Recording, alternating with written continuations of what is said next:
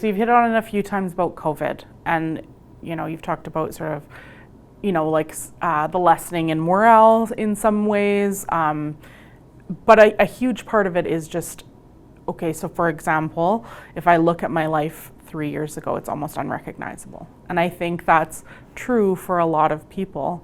And, certainly home lives, but work lives too. How do you, when you're coming in to transition a college to a polytechnic, how do you help foster the change? How do you help people manage that whole aspect of things?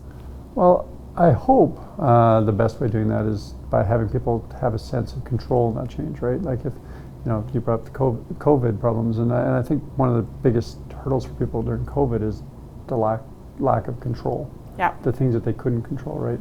Yeah. And so hopefully here, there's been a lot of change, and there's going to continue to be a lot of change.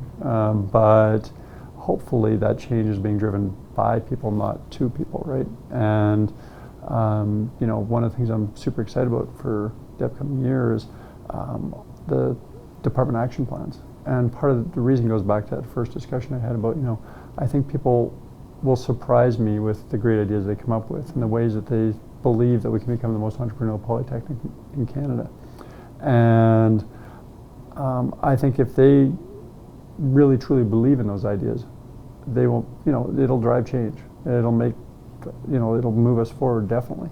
But hopefully it's not change that they feel is being imposed upon them, but change that they're excited to be part of, right? I think, people will say, this is where we're trying to get to, and I can be part of that, and there's some cool things I can do. Maybe I can, improve communications by, reaching out to the president and doing an interview with him or something like that. You just never know where the So you're super open to people buying in and making it their own. I hope so. I mean, again, it can't. To me, if it's mine, then it's not going to be very successful. Mm-hmm. It's got to be ours because at the end of the day, I'm only one person in a group of 500, right?